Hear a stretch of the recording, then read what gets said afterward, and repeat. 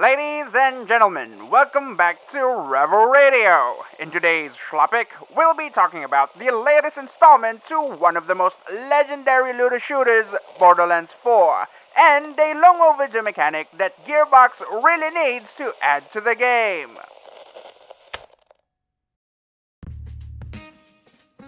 What are looter shooters? By definition,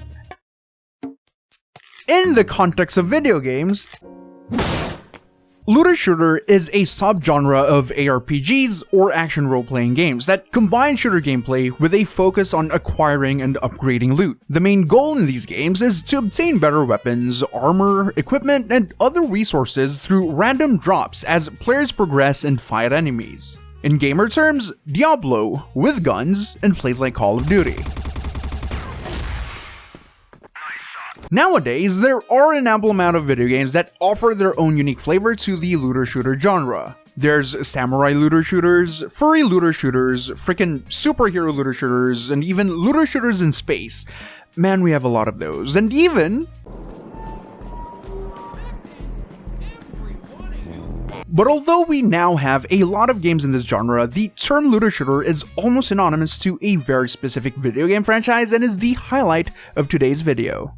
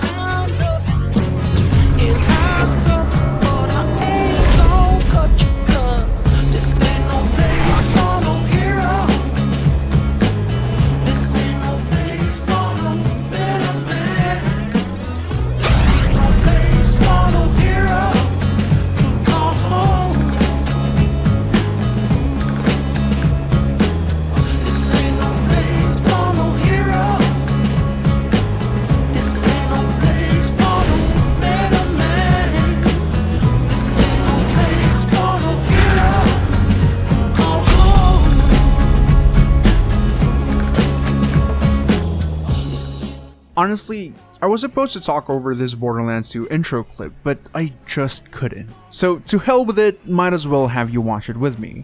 I'm probably just reminiscing, but I revere this intro sequence so much.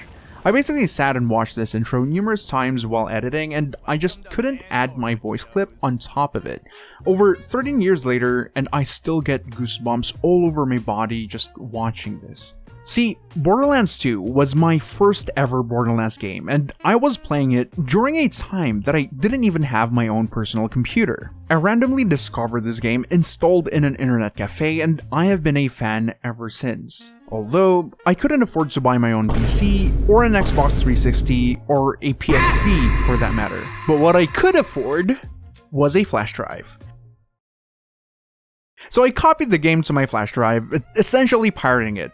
Now, I acknowledge that pirating games is bad and frowned upon, but you have to understand that it was a very different time and I live in a very different setting compared to probably a lot of you. See, I live in the Philippines, and back in 2014, when I first played Borderlands, Steam was only really used to play Dota 2 and other free-to-play games at the time. Spending money on the Steam store wasn't exactly an established norm, or rather, nobody really knew how to convert their cold hard cash into Steam currency. And in hindsight, we probably have Dota 2 to thank for that. Like, I shit you not, Left 4 Dead was big at the time. Counter-Strike was massive.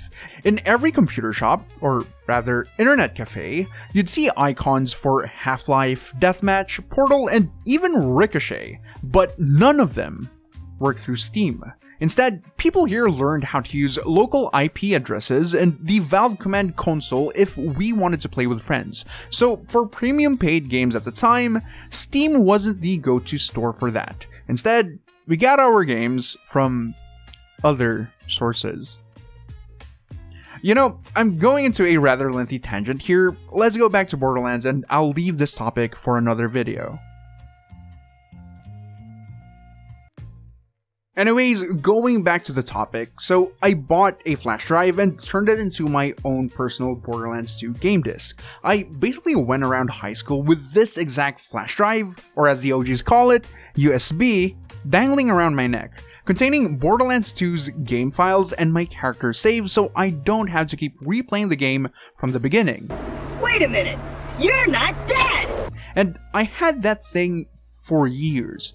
While my peers were out playing Dota or League of Legends together on one corner, I was essentially minding my own business, geeking off to Borderlands. So I'm really sorry if you had to sit through the intro sequence, but not sorry because it's absolutely the best. But I digress. From here on, I'll be talking about my thoughts on Borderlands 4 from what was revealed to us so far. But if you've already watched your favorite YouTubers talk about it, and just want to know about this feature that got you clickbaited, you can skip to this part of the video.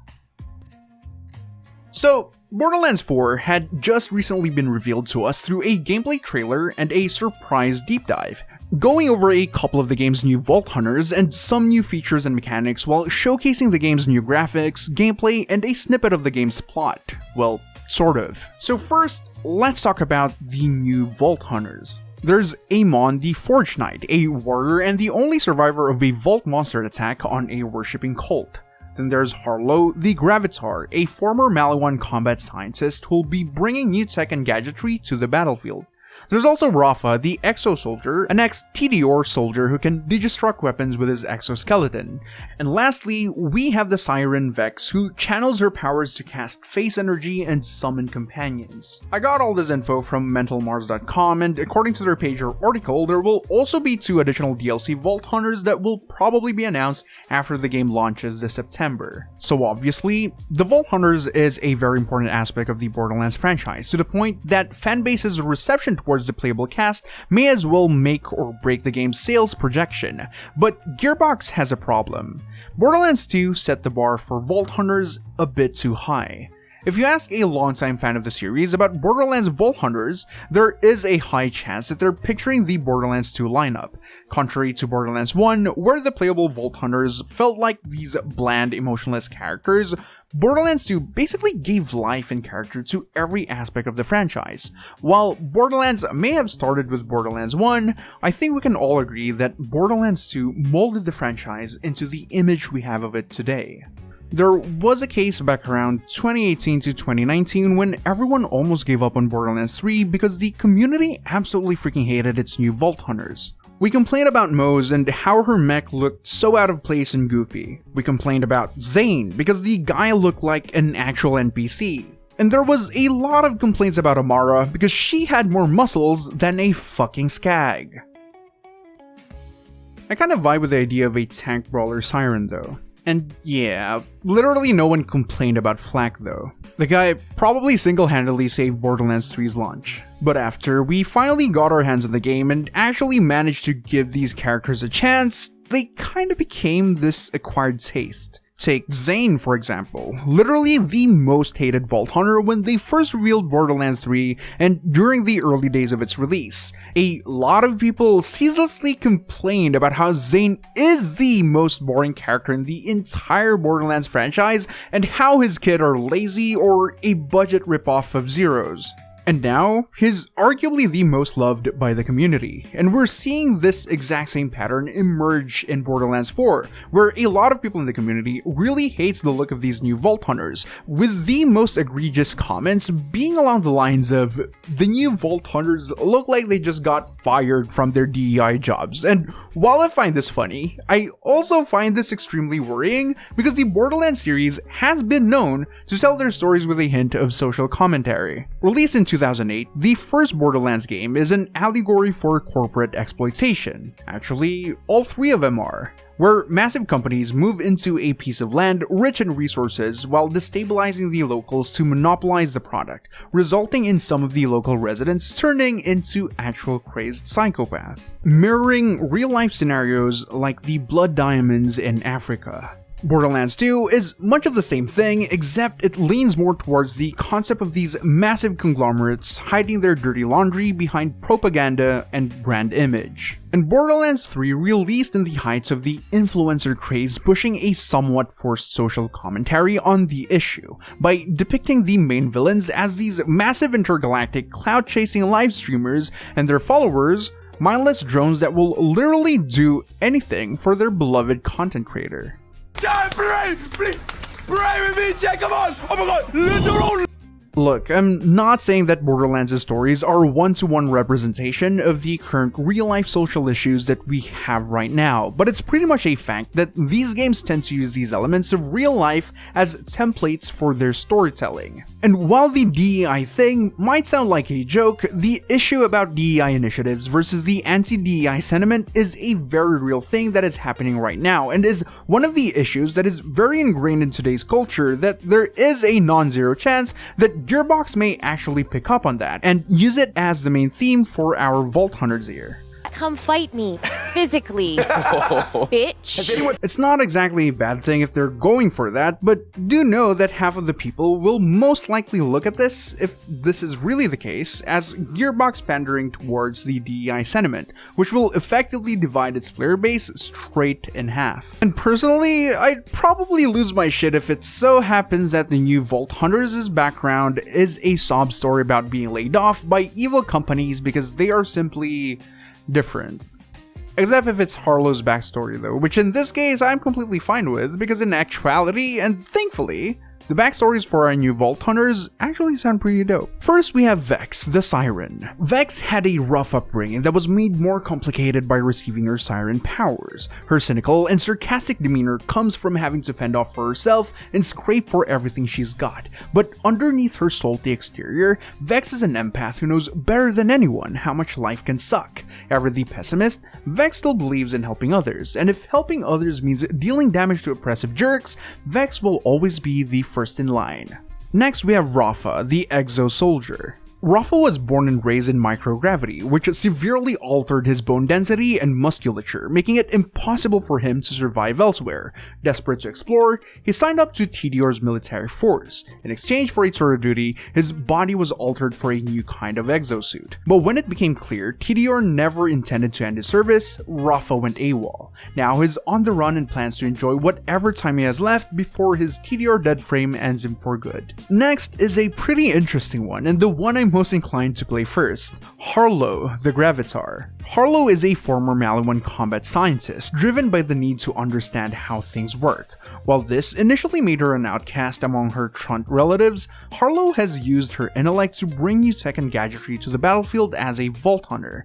Harlow's brilliance is apparent in everything she does, but so is her enthusiasm and love for life. Harlow brings everything to the fight, including her sunny disposition. Always ready to give a beatdown, her spirit can't be beat. And last but not the least, we have Amon the Forge Knight. Amon was raised in a Vault Hunter worshipping cult until the vault was opened and the creature turned on everyone he loved. As the only survivor, he dedicates his life to finding and killing as many of these beasts as he can.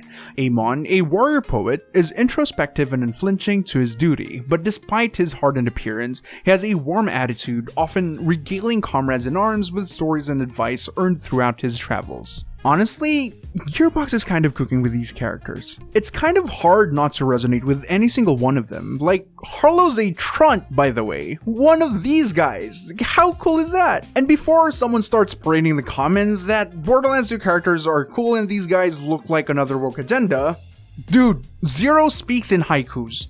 Salvador's basically Mexican. Axton is gay half of the time. Maya's freaking dead. Gage is an IRL streamer, and Krieg will never see Maya again. Damn, I know this was supposed to be a way to show you how goofy these guys are, but I'm just more compelled to like them even more. Shit, okay, Borderlands 2 characters are still pretty cool, but we should also give the new guys a chance. In the Borderlands 2 deep dive, they also showed some gameplay, the new HUD, and some new core mechanics. I'd like to quickly go over the HUD's look first because I actually find this pretty interesting. From my personal understanding, in the evolution of video games, first-person HUDs, heads-up displays, are evolving in the direction of slicker, more simplified, softer, vibrant designs. Here are some comparisons between Borderlands 1, here's for Borderlands 2, and then we have Borderlands 3.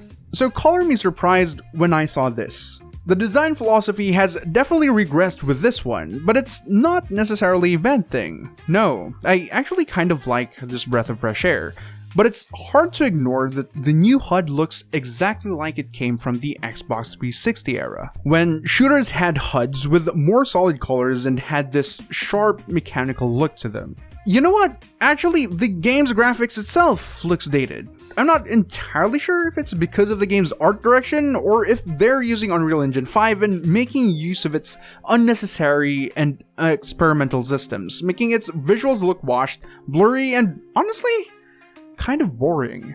I hope it's just a case of unfinished product, but if the game ships like this, man, Borderlands 2 would actually look better than this one. Moving on to the gameplay, more or less the exact same Borderlands we've come to know and love, except for a few new things and changes. For one, drop rates have been readjusted to make legendaries feel more relevant again. Think maybe Borderlands 2 drop rates, because I don't know if you guys remember, but Borderlands 3's legendaries pretty much felt more common than actual common guns. There's also over 1 million gun combinations. Then, iconic gun manufacturers makes a return while adding 3 new ones into the mix. The gearing system has been overhauled yet again, and their highlight for some reason, they added a bunch of new movement mechanics. Okay, firstly, aside from each gun having different gun parts with different effects, guns can now spawn with parts from other manufacturers, meaning that your Jacob's shooter might just come with some elemental surprise. And it seems that Borderlands 4 is leaning heavily towards this manufacturer gimmick too, especially considering that they're replacing artifacts with enhancements, which are basically just artifacts, but instead of buffing your character's abilities, they buff specific manufacturer gun parts instead. I'm torn about this idea, but it's a fairly new concept and I'm keeping an open mind to give it a try. Action skills and skill trees have also been revamped. I honestly tried numerous times to try to explain the new stuff for you guys. I re-recorded this section numerous times, but I just honestly gave up, so I'll just let the deep dive video do the talking. Every Vault Hunter has a set of 3 unique action skills. These are class-defining abilities with devastating effects. Up until now, I'd been using Incarnate to deliver powerful phase blasts. But let's switch it up to Phase Familiar and pull out Trouble. As you can see, each action skill has its own branching skill tree, giving you more build freedom than ever before. On top of passive skills, you can further customize action skills with augments and capstones. These are socketed enhancements that add new behaviors and functions to your action skill. Different builds completely change how combat plays out, resulting in near endless freedom to experiment. You can swap unlock augments or capstones on the fly, or completely respec your skill trees at hubs around Kairos. This gives us a chance to talk about traits. Each Vault Hunter has a unique passive ability called a trait. For Vex, her action skills attune to the element of her equipped weapon. So by swapping guns, I can change Trouble's damage from kinetic to shock, fire, or any other elemental type. And also, you can pet the cat. Dead end. And aside from all of that, the thing that I think they really wanted to showcase is the new movement mechanics. On top of the sliding and vaulting mechanic introduced in Borderlands 3, they're adding grappling hooks, dodge and dashing, air gliding, and even swimming to Borderlands 4. Honestly, it's meh. These movement mechanics don't really get me excited. I don't think I've ever once thought, You know what would make Borderlands 1,000 times better? That's right, carpal tunnel. yeah, as you can see, I'm not exactly a huge fan of these movement mechanics, but I'm not exactly hating on them either. Like, it's fine if they're there, it's just, I feel like it doesn't really add much to a looter shooter. This kind of feels like the equivalent of 7 Days to Die overhauling the entire game, but refusing to fix the damn water. Before I get into what I really wanted to talk about in this video, the feature that really needs to be added into Borderlands one of these days, just allow me to rant for a second here. So Gearbox did the Borderlands 4 deep dive showcase, right? And it's cool and all. It looks awesome. It gets me excited. But was I the only one who noticed? The graphics look like crap. A lot of the footage they've shown is the game running at 30 FPS. Now, some of you would probably argue that they're showcasing the game on the PlayStation, and they probably are, but don't forget that the PS5 is supposed to run games at 60 FPS to 120 FPS for performance mode and 30 FPS to 60 FPS for quality mode. But the footage they've shown has below quality mode FPS with below performance mode graphics. The shadows look like they're set to potato mode, and I think they forgot to add anti-aliasing to the game.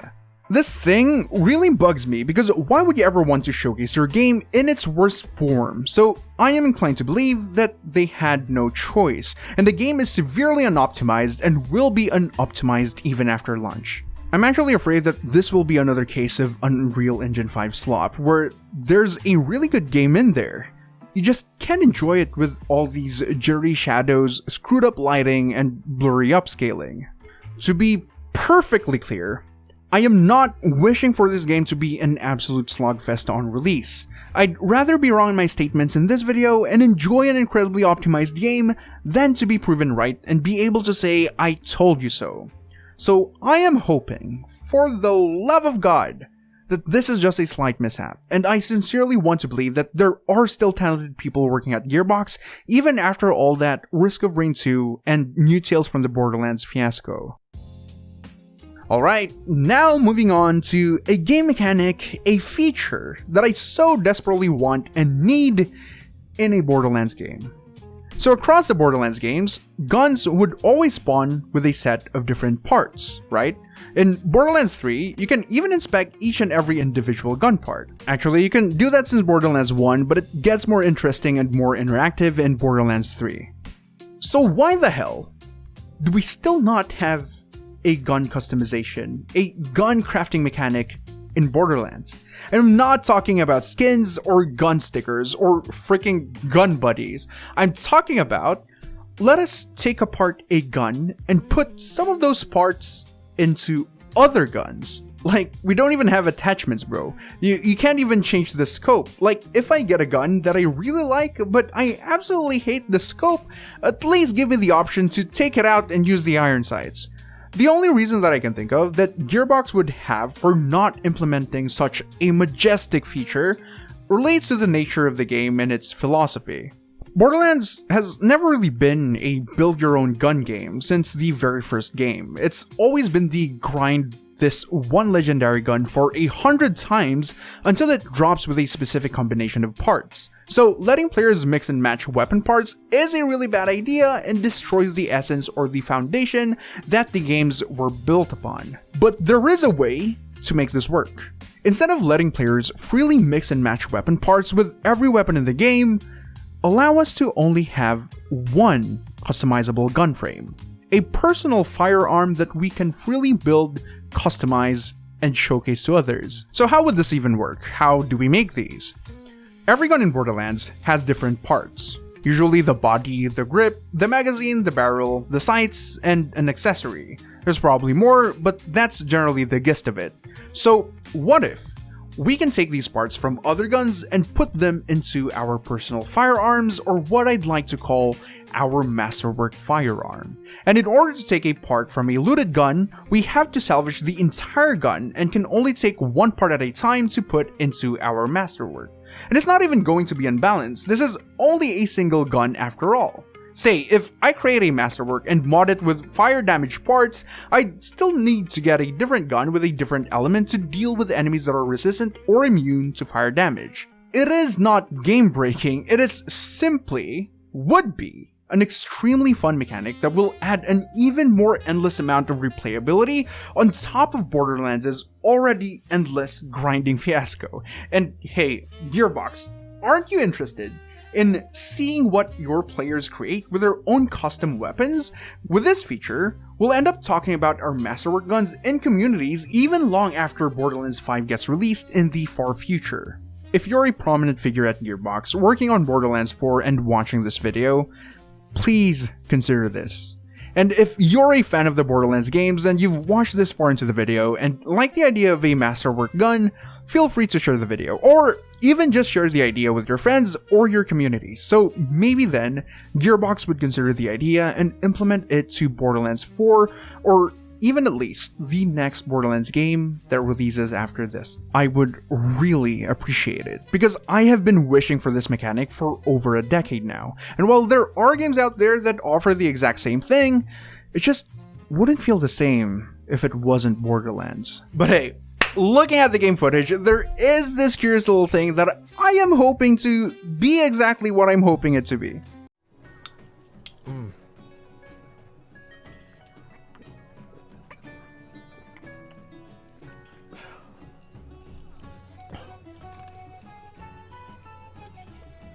Better. But that's pretty much all I wanted to talk about in this video, and while I highly doubt that gun customization will come to Borderlands 4, I'm still inclined to be a bit more hopeful. Oh, and before I end the video, I'd also like to acknowledge everyone who liked, commented, and subscribed from my God Save Birmingham video. It's the first time I've ever gotten so many engagement and so many comments in one video, and that really means a lot to me. Just being able to read that many comments and engaging with that many people just feels surreal. So really, thank you guys. I wanted to like and respond to every single comment, but at some point my brain just couldn't keep up with everything going on in there, and if I did stay in the comment section, I probably wouldn't have the time or energy to make this video. I'm still fairly new to this YouTube thing and I'm not used to a lot of stuff in here, but I promise I will eventually get better at it and hopefully be able to create more engaging videos and respond to more of your comments, because I would really love to discuss your opinions about the topics as well. So yeah, that's about it. Hit like if you like the video, feel free to comment your thoughts down below, and I'll try the best that I can to respond to your comments. And if you want more opinionated topics about games, entertainment, and other things, consider subscribing to Revo Radio. Bye bye. Get your shitty videos right here. Watch more, drop more views. We'll be back with more, so stay tuned to Revo Radio.